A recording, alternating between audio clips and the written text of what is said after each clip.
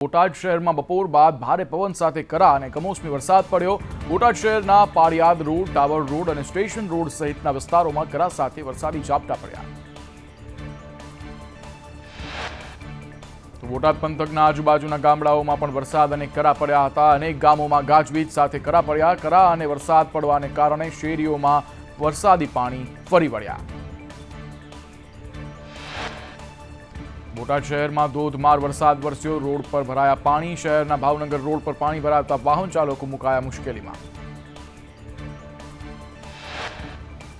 બોટાદમાં અંડરબ્રિજમાં પણ પાણી ભરાયા। સામાન્ય વરસાદમાં તંત્રની ખુલ્લી પોલ। દર વર્ષે બ્રિજમાં પાણી ભરાતા સ્થાનિકો પરેશાન થયા છે। ભાવનગરના શિહોરના આંબાલામાં કરા સાથે વરસાદ વરસ્યો। ગ્રામ્ય વિસ્તારોમાં વાવાઝોડા સાથે વરસાદને લઈ વાતાવરણમાં ઠંડક પ્રસરી। મહેસાણાના વિજાપુરમાં કરા સાથે વરસાદ પડ્યો। ગાજવીજ અને ભારે પવન સાથે વરસાદને લઈ વાતાવરણમાં ઠંડક પ્રસરી। દાદરાનગર હવેલીમાં પણ બદલાયું વાતાવરણ। સિંગડુંગરી, દૂધની, માંદોની જેવા વિસ્તારોમાં વરસાદ જોવા મળ્યો। વિવિધ વિસ્તારોમાં કરા સાથે વરસાદ પડ્યો। દાદરાનગર હવેલીના અંતરિયાળ વિસ્તાર તેમજ મહારાષ્ટ્ર બોર્ડર નજીકના વિસ્તારોમાં અને ગામોમાં કમોસમી વરસાદ, કરા સાથે વરસાદ પડતા વાતાવરણમાં ઠંડક પ્રસરી। નવસારીના વાંસદામાં ભારે પવન ફૂંકાયો। વાંસદાના વિસ્તારોમાં બરફના કરા સાથે વરસાદ પડ્યો। વાતાવરણમાં પ્રસરી ઠંડક। અમરેલી શહેર સહિત ગ્રામ્ય વિસ્તારોમાં ભારે વરસાદ, ભારે પવન સાથે ધૂળની ડમરીઓ ઉડી। લાઠી પંથકના વરસડા ગામમાં કરા સાથે વરસાદ પડ્યો। કરા સાથે વરસાદથી ધાર્મિક કાર્યક્રમોનો સમિયાણો ધરાશાય થયો।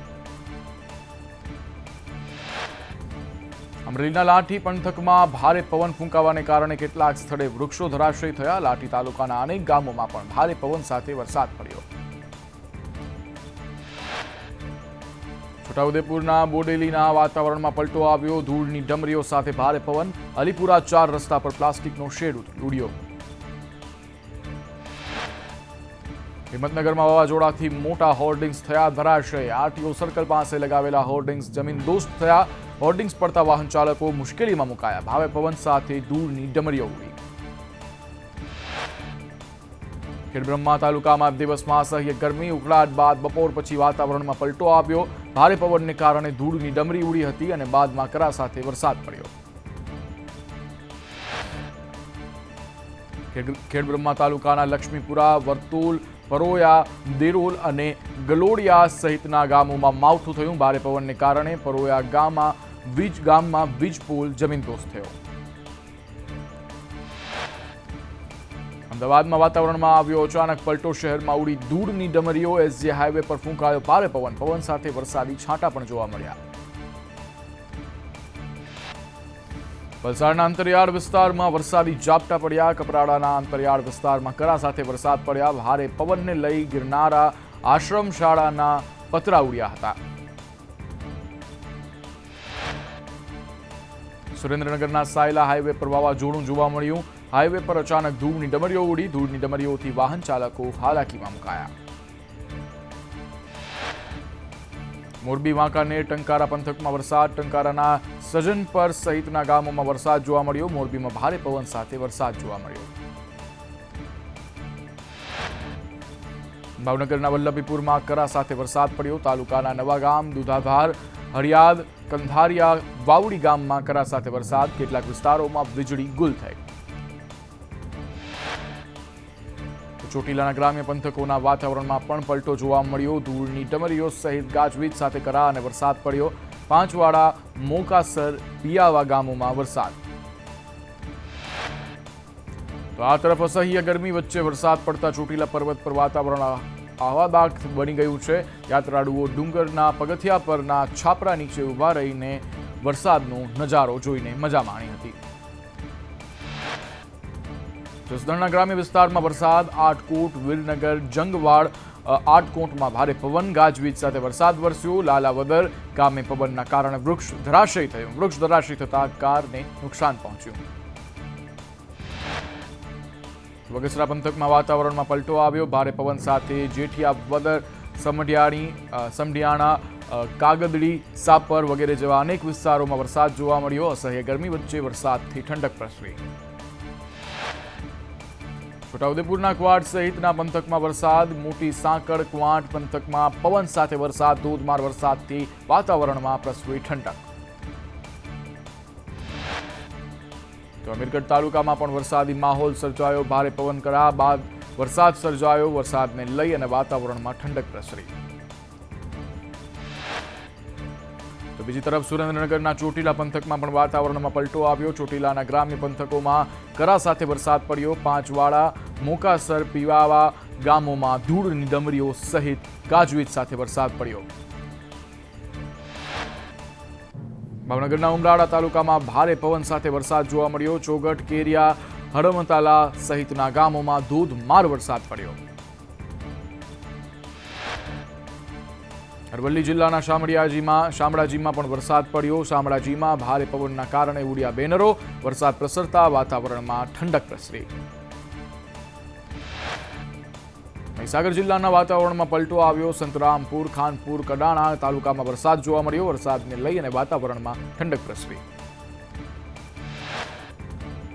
તો આ તરફ બપોર બાદ ઊંઝાના વાતાવરણમાં પણ પલટો જોવા મળ્યો. ભારે પવન ફૂંકાતા ધૂળની ડમરી ઉડી. બાદમાં ધીમે ધીમે વરસાદી છાંટા પડ્યા. ઊંઝા અને આજુબાજુના વિસ્તારોમાં પણ વરસાદ પડ્યો.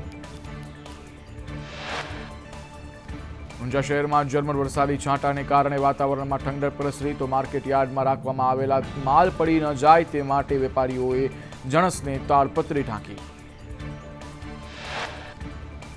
તો આ તરફ કાલોલમાં ગાજવીજ સાથે વરસાદ પડ્યો. વરસાદ પહેલા ભારે પવન સાથે ધૂળની ડમરીઓ ઉડી હતી અને બાદમાં કમોસમી વરસાદ આવ્યો. કલોલ અને આજુબાજુના વિસ્તારોમાં વીજળીના કડાકા ભડાકા સાથે વરસાદ વરસ્યો. વરસાદથી કલોલના વાતાવરણમાં ઠંડક પ્રસરી.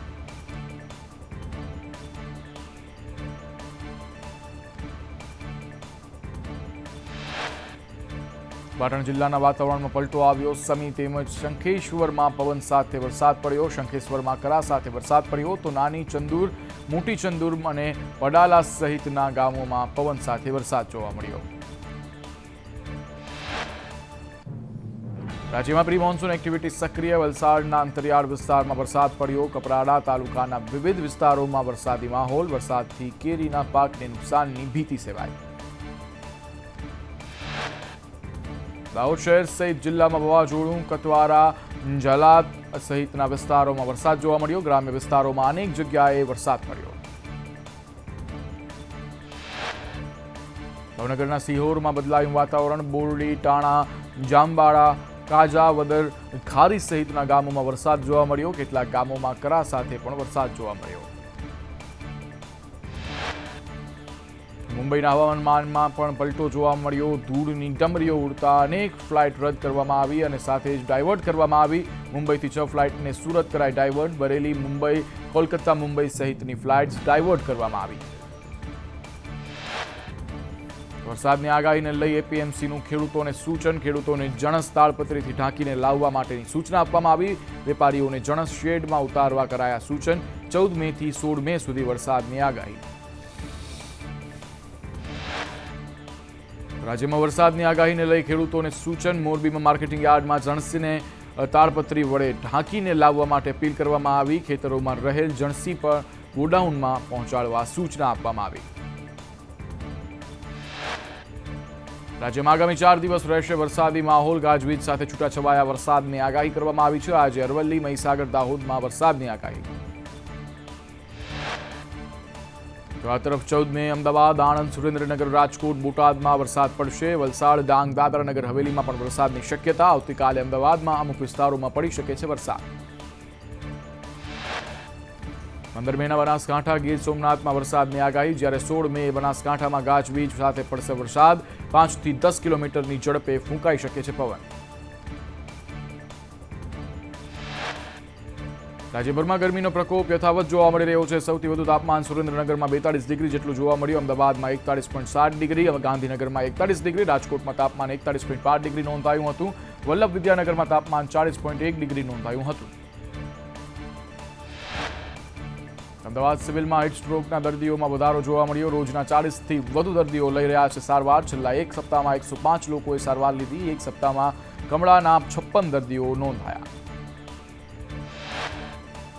પ્રી મોન્સૂનને લઈ રાજકોટ મ્યુનિસિપલ કમિશનરનું નિવેદન સામે આવ્યું. કહ્યું પ્રી મોન્સૂન કામગીરી હાથ ધરવામાં આવી રહી છે. 15 જૂન સુધી વોકળા સફાઈ પૂર્ણ થાય તેવો પ્લાન છે.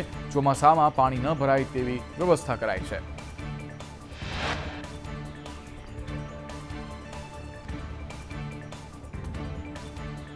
ચારધામ યાત્રામાં અવ્યવસ્થાના કારણે ફસાયા ગુજરાતીઓ. યાત્રાળુઓ પૈકી 80% ગુજરાતી અને સૌરાષ્ટ્રના વતની. યમનોત્રી જવાના રસ્તે 25 કિલોમીટર સુધી લાંબી કતારો લાગી. યાત્રાળુઓ કલાકો સુધી હાઈવે ઉપર જ અટવાયા. ફસાયેલા લોકો માટે તંત્ર તરફથી કોઈ વ્યવસ્થા નથી. અનેક યાત્રાળુઓ દર્શન વગર જ પરત ફર્યા. વાહન હોટલના ભાડા એકાએક વધુ હોવાની ફરિયાદ પણ સામે આવી. બદ્રીનાથ ધામના કપાટ ખુલ્યા. બીજા દિવસે મોટી સંખ્યામાં ભક્તોએ બદ્રીનાથના દર્શન કર્યા. યમનોત્રી, ગંગોત્રી, કેદારનાથના 10 મેથી ખુલ્યા છે દ્વાર. સંદેશ ન્યૂઝની ટીમ પહોંચી બદ્રીનાથ.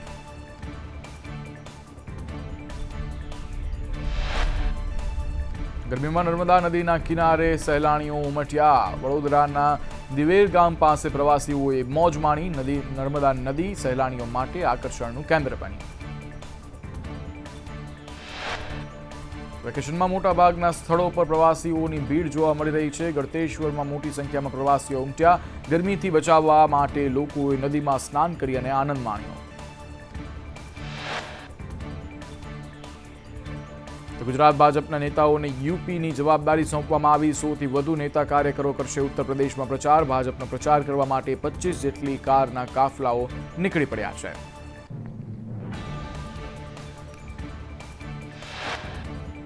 બનાસકાંઠાના થરા નગરપાલિકાના પ્રમુખ ઉપપ્રમુખની વરણી. થરા નગરપાલિકાના પ્રમુખ તરીકે ચેતના સોનીની અને ઉપપ્રમુખ તરીકે નીતા કુંવરબા વાઘેલાની વરણી કરવામાં આવી. ભાજપે મેન્ડેટ આપતા પ્રમુખ ઉપપ્રમુખની બિનહરીફ વરણી થઈ.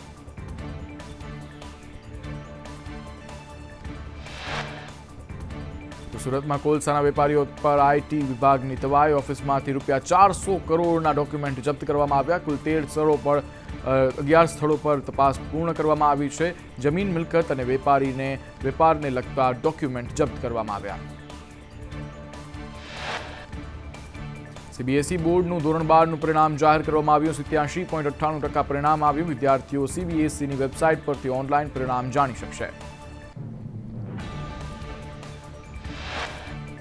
બોર્ડની પૂરક પરીક્ષાના નિયમોમાં શિક્ષણ વિભાગે કર્યો ફેરફાર.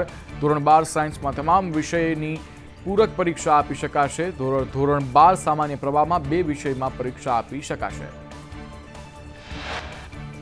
તો ધોરણ 10ની પૂરક પરીક્ષામાં પહેલા 2 જ વિષયની પૂરક પરીક્ષા આપી શકાતી હતી, જેમાં ફેરફાર કરતા હવે 3 વિષયની આપી શકાશે પરીક્ષા.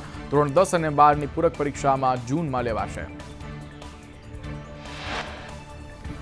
આજે ગુજરાત ગૌણ સેવા પસંદગી મંડળની વર્ગ 3ની પરીક્ષા, સિનિયર ક્લાર્ક, જુનિયર ક્લાર્ક, હેડ ક્લાર્કની પરીક્ષા, જુદા જુદા 21 વિભાગીય પદ માટેની પરીક્ષાઓ યોજાશે. પોલીસ ભરતી બોર્ડના અધ્યક્ષ હસમુખ પટેલનું નિવેદન. લોકરક્ષક પીએસઆઈ ભરતીનો સમય પૂર્ણ થયો છે. ધોરણ 12 અને સ્નાતકના પરિણામ આવ્યા બાદ સાઇટ ઓપન થશે. શારીરિક કસોટી ચોમાસા બાદ લેવાશે. ઓગસ્ટ-સપ્ટેમ્બર મહિનામાં ફરી અરજીપત્રકો ભરી શકશે. ભચાઉમાં જયશ્રી નર્સિંગ હોસ્પિટલમાં નવજાત શિશુના મૃત્યુથી પરિવારજનોએ હોબાળો મચાવ્યો. ડોક્ટરની બેદરકારીથી બાળકનું મૃત્યુ થવાનો આક્ષેપ કરવામાં આવી રહ્યો છે. ડોક્ટર હાજર ન હોવાથી કમ્પાઉન્ડરે કરી હતી ડિલિવરી. રાજકોટમાં સિટી બસના કર્મીઓની હડતાળ પૂર્ણ થઈ છે. કર્મચારીઓને પગાર ન મળતા હડતાળ પર ઉતર્યા હતા. માંગ અસંતોષ થતા કર્મચારીઓ ઉતર્યા હતા હડતાળ પર. માંગ સંતોષાતા કર્મચારીઓમાં ખુશીની લહેર જોવા મળી રહી છે. મચ્છુ નદીમાં પાણીની ભરપૂર આવક જોવા મળી. મચ્છુ 2 ડેમના 5 દરવાજા 2 ફૂટ સુધી ખોલાયા. દરવાજાનું રિપેરિંગ કામ ચાલતું હોવાથી છોડાયું પાણી. 15 તારીખ સુધીમાં ડેમનું પાણી નદીમાં છોડવામાં આવશે. મોરબી શહેરમાં ઠેર ઠેર ટ્રાફિક જામના દ્રશ્યો સર્જાયા. મચ્છુ 2 ડેમમાંથી પાણી છોડાતા બેઠો પુલ બંધ કરાયો. પુલ બંધ કરાતા ટ્રાફિકની સમસ્યા વધી. ટ્રાફિક જામથી મોરબીના શહેરજનોમાં ત્રાહિમામ. સાથે બુલેટિનમાં હાલ સમય થયો છે એક નાનકડા વિરામનો. આપ જોતા રહો સંદેશ ન્યૂઝ. દેવભૂમિ દ્વારકાના ખેડૂતો માટે સારા સમાચાર. બાણવડના નવા ગામમાં નર્મદાનું પાણી છોડાયું. ઉનાળુ પાકને પિયત માટેનું પાણી છોડાતા ખેડૂતો ખુશ થયા.